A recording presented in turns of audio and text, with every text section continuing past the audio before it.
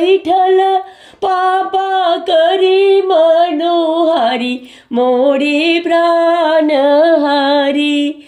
सभवा बैठल चाचा करी मनोहारी मोरे प्राण हारी। दिन दशरहे दियो धियवा हमारी मोरे प्राण हारी। दिन दशरहे धियवा हमारी मोरे प्राण हारी।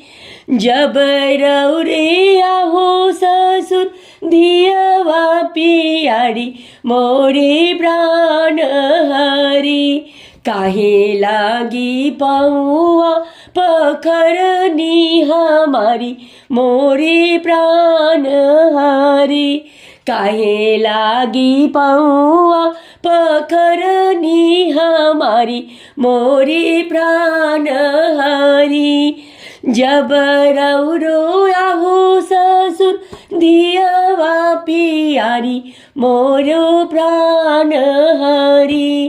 काहे लागी धिया दान कईनी हमारी मोरो प्राण हारी।